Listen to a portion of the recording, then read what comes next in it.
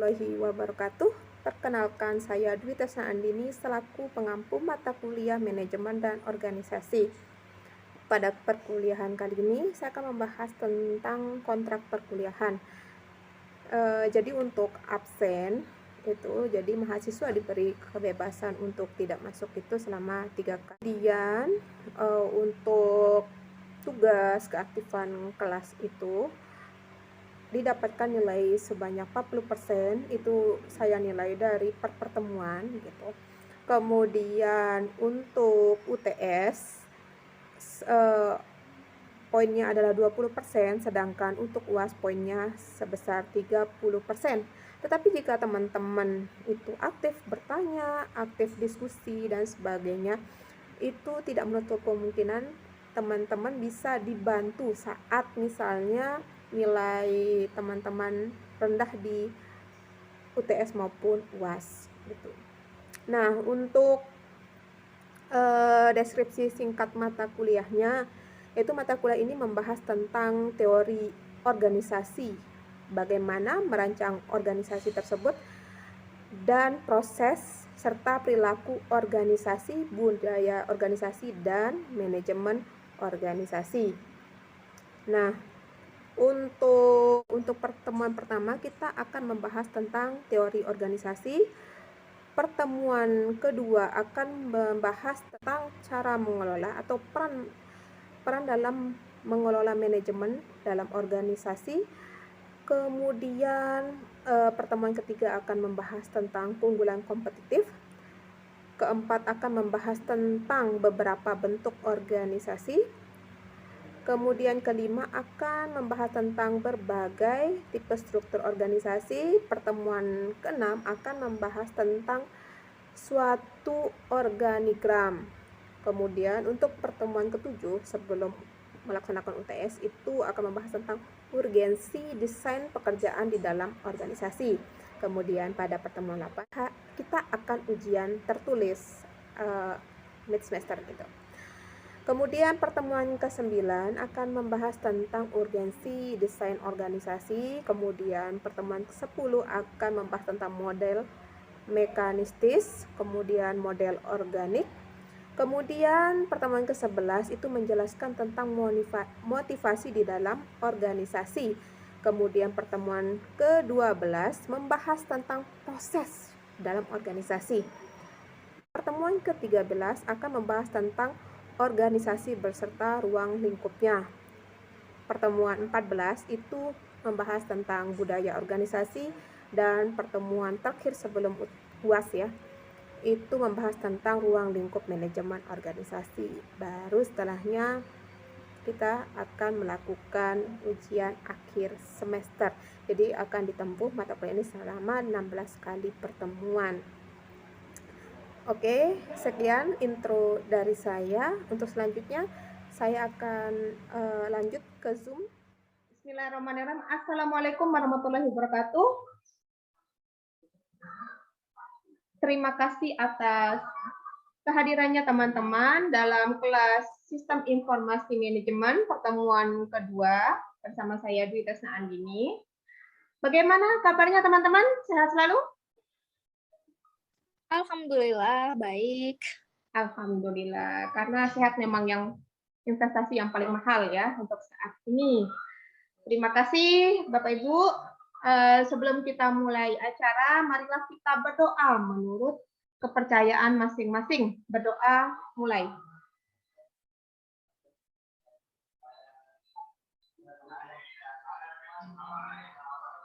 Berdoa selesai. Oke. Sebelum kita memulai materinya, ingat nggak pertemuan kemarin minggu pertama? Kita kemarin membahas tentang konsep dasar manajemen. Ada yang ingat? Apa itu konsep dasar manajemen? Mungkin ada yang pernah mendengar sistem informasi manajemen itu seperti apa? Oh, belum. Pak Isna mungkin tidak masuk kemarin ya, makanya nggak tahu. Oke, kalau Ember mungkin pernah dengar? Sistem informasi manajemen.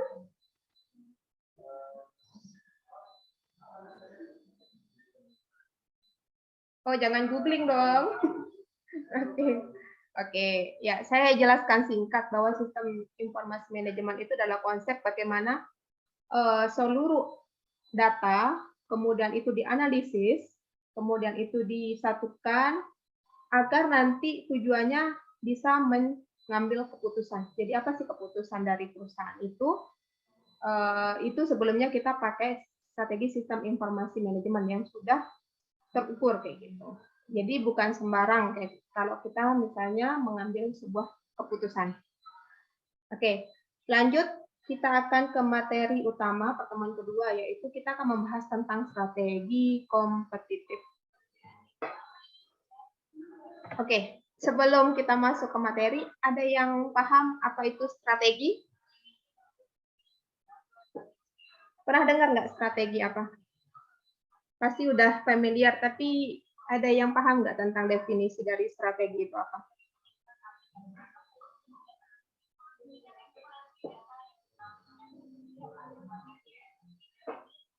Oke, belum ada yang paham ya.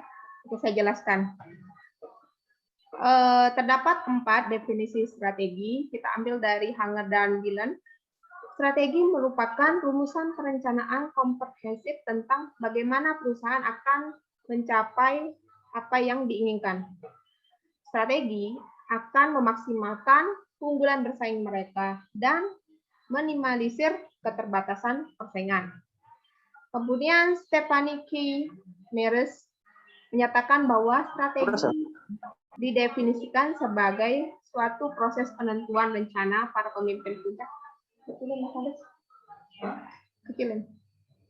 yang berfokus pada tujuan jangka panjang organisasi disertai dengan penyusunan suatu atau cara atau bagaimana agar perusahaan itu mencapai tujuan yang diinginkan. Kemudian Hamel dan Prahala itu mengatakan bahwa strategi merupakan tindakan yang bersifat inkremental atau meningkat terus-menerus dilakukan dengan berdasarkan sudut pandang tentang apa yang diinginkan oleh pelanggan terhadap perusahaan tersebut. Nah, sedangkan Porter, ini mungkin sudah tidak asing lagi ya nama Porter di telinga teman-teman. Karena beliau yang merumuskan tentang strategi generik.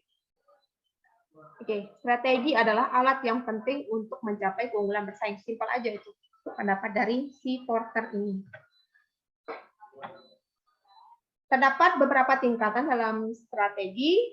Pertama, strategi korporasi, di mana strategi ini berusaha mengeksploitasi kompetensi khusus perusahaan dengan mengadopsi pendekatan terhadap manajemen bisnisnya. Kemudian strategi unit bisnis, di mana dikembangkan level divisi dan menekankan pada perbaikan posisi persaingan produk, barang, atau jasa perusahaan dalam industrinya atau segmen pasar yang dilayani oleh divisi tersebut. Kemudian strategi fungsional, ini menekankan pada kemaksimalan sumber daya produktivitas dalam batasan oleh perusahaan dan strategi bisnis yang berada di sekitar mereka. Oke, keunggulan bersaing. Ini akan menjadi pokok materi yang akan kita bahas. Ada yang ingat tentang apa itu keunggulan bersaing? Oke, saya lanjut. Di mana keunggulan bersaing ini merupakan perjuangan yang dilakukan oleh seseorang atau kelompok orang tertentu agar memperoleh kemenangan atau hasil secara kompetitif tanpa menimbulkan ancaman atau benturan fisik di awalnya. Oke, ada yang baru masuk? Makfirah, Kiki. Ya, terima kasih Kiki sudah masuk. Mari lanjut ke materi ya.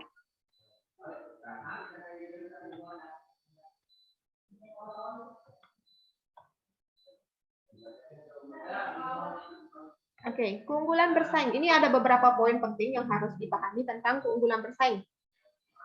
Keunggulan bersaing merupakan jantung kinerja perusahaan dalam pasar bersaing. Kemudian, keunggulan bersaing pada dasarnya tumbuh dari nilai atau manfaat yang dapat diciptakan perusahaan bagi para pembelinya. Kemudian, bila perusahaan kemudian mampu menciptakan keunggulan melalui satu dari ketiga strategi generik tersebut, maka akan didapatkan keunggulan bersaing. Jadi, bila perusahaan itu menonjolkan satu aja dan itu berhasil, maka akan mendapatkan keunggulan bersaing. Nanti akan kita bahas di slide selanjutnya apa itu strategi generik. Nah, ini strategi generik menurut Michael E. Porter. Ada 3 strategi yang dapat dilakukan perusahaan untuk memperoleh keunggulan bersaing. Pertama, keunggulan biaya. Kedua, diferensiasi. Ketiga, fokus.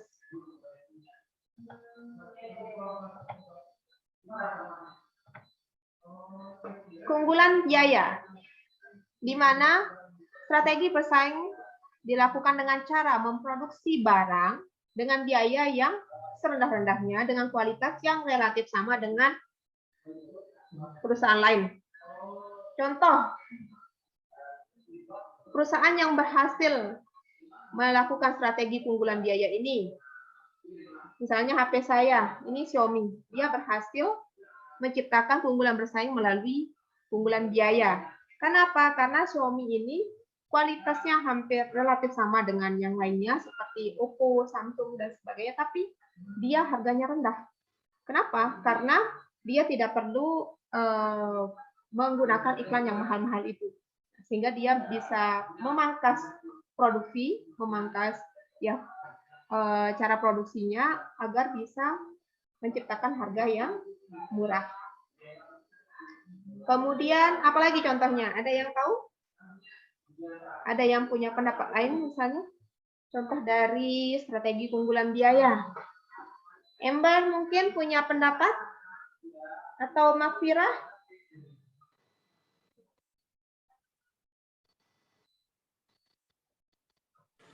Lanjut dulu, Bu. Oke. Ya. Strategi diferensiasi. Upaya perusahaan untuk membuat pelayanan dan produk berbeda dengan yang lain. Produk dan pelayanan harus memiliki kelebihan atau keistimewaan tersendiri yang akan menjadi daya tarik atau magnet terhadap konsumennya. Contoh, kenapa mie sedap dia langsung unggul mengalahkan pangsa pasarnya Indomie selama 20 tahun, ya 20 tahun merajai pasar. Dengan datangnya mie sedap langsung mengungguli pasar. Kenapa? Karena dia menciptakan keunggulan bersaing melalui diferensiasi ini. Dia menciptakan produk dengan mie rasa soto. Itu kan sesuatu yang baru yang ada di Indonesia gitu, sehingga orang tertarik untuk membelinya. Gitu. Atau contoh Yamaha Mio kan, yang pakai matic. Ya. Itu kan sangat berbeda gitu dengan yang biasanya kita pakai motor yang ada giginya, ada koplingnya, terus tiba-tiba Mio menciptakan yang matic. Itu kan simpel sekali sehingga laku di pasaran. Ya. Misalnya juga Sunsilk dengan produk hijabnya. Ada banyak sekali contoh strategi diferensiasi ini yang diaplikasikan di Indonesia. Kemudian strategi fokus. Strategi fokus digunakan untuk untuk mencapai keunggulan bersaing. Bisa juga mereka fokus pada biaya atau diferensiasi. Contoh misalnya Sensodyne. Itu kan dia fokus terhadap gigi sensitif. Dan harga Sensodyne itu lumayan mahal ya dibandingkan dengan pesaingnya yang lain. Dan dia tetap fokus pada gigi sensitif. Atau Alfamart, dia menjadikan sebagai minimarket, beda dengan pesaing yang lain seperti Indomaret Point atau Circle K dan sebagainya. Dia karena sudah memiliki segmen pasar yang luas dan seakan-akan itu menjadi toko wajib setiap wilayah kayak gitu, setiap mungkin, sehingga dia tetap fokus sebagai minimarket yang modern. Ini marketnya desa-desa gitu lah. Oke. Ini beberapa keterampilan dan sumber daya yang diperlukan serta persyaratan organisasi secara umum dari keunggulan biaya, diferensiasi maupun fokus. Oke, teman-teman bisa baca. Kalau misalnya ada pertanyaan, teman-teman bisa tanyakan langsung ke saya atau kita bisa diskusikan bareng-bareng.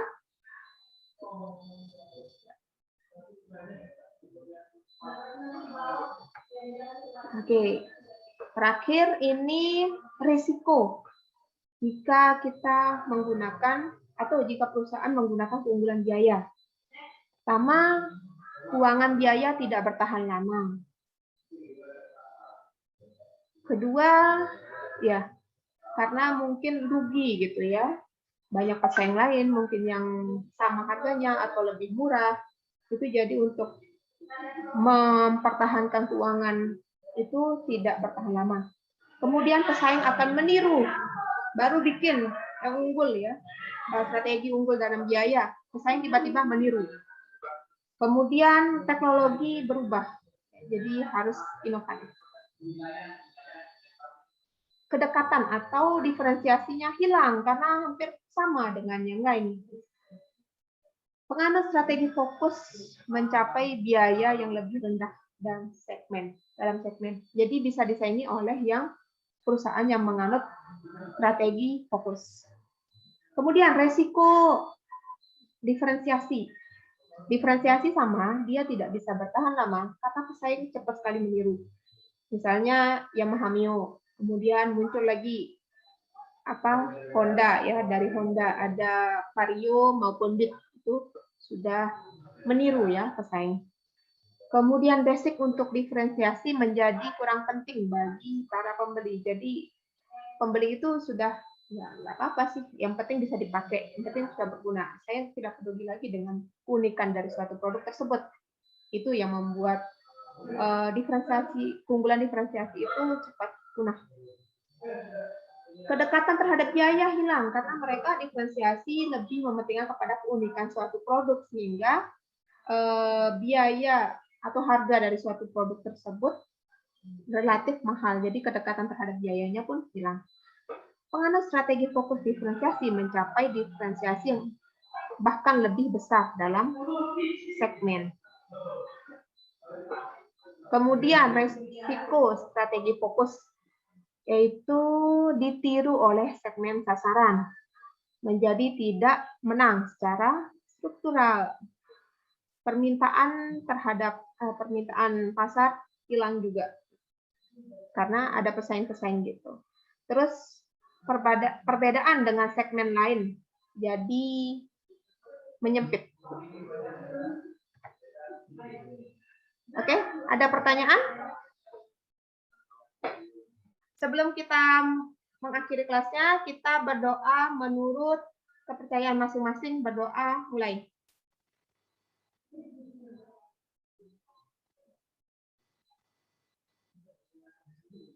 Berdoa, selesai. Kurang lebihnya saya mohon maaf. Terima kasih atas partisipasinya. Assalamualaikum warahmatullahi wabarakatuh.